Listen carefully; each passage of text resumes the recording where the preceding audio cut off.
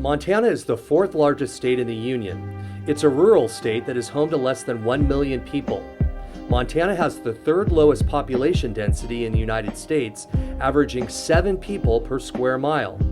Montana's population is 90% white and 6% Native American. Montana's economy is primarily based on services, with ranching, wheat farming, oil and coal mining in the east, and lumber, tourism, and hard rock mining in the west.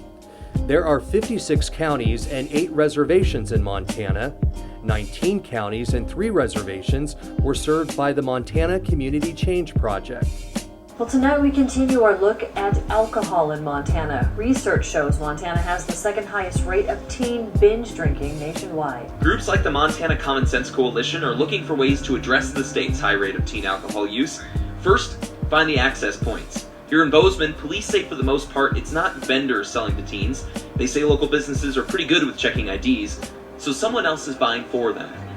Alcohol prevention specialists labeled private residences as the #1 place teens drink, and across the state efforts are underway to target that source for greater enforcement. 4 months into the project, town hall meetings to discuss alcohol-related problems took place in 20 communities throughout the state. Until we change the tone and the tenor of the way we deal with real-life human beings that get convicted of this crime, until we change behavior of those folks, and until we change our attitude in Montana toward drinking and driving, nothing else will work. Within a couple months after the town hall meetings, 20 local coalitions formed to address alcohol-related problems. Montana Community Change Project is touring the state with a device they say could bring down DUI fatalities. Color 8's Madeline Jarrett has the story. Everyone knows if you've been drinking, you shouldn't be doing this.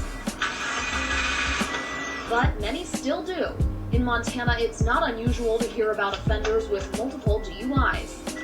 By the second offense, Montana law says the judge can order the offender to install an interlock device on their vehicle. If you try to start the car without blowing into the device, it won't work. But as long as you don't have any alcohol in your system, you hum and blow for 5 seconds.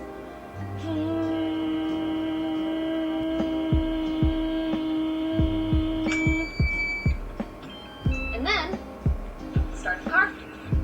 The cost of the system falls to the offender. On average, that's about $900 a year. In fact, in New Mexico, first-time offenders are required to install interlock devices on their cars. And since the law was instated, their DUI deaths have dropped by 35%. 6 months later, the Montana Common Sense Coalition formed to advocate for better alcohol policies at the statewide level. The Law and Justice Interim Committee met at the state capitol today to continue discussions on tougher DUI laws here in Montana. 11 bill drafts are on the table as the committee tries to create stricter guidelines to an overwhelming alcohol-induced issue in our state. For New Year's 2011, the Powell County Attorney publicly pledged to not plead down DUI cases as his New Year's resolution.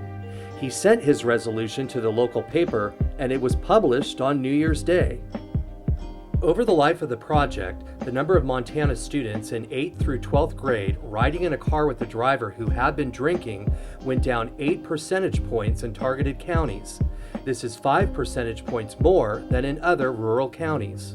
The number of Montana students 16 years and older who reported drinking and driving went down 7 percentage points in targeted counties.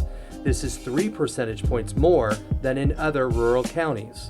And the number of alcohol-related vehicle crashes went down statewide, but it went down even more in targeted counties.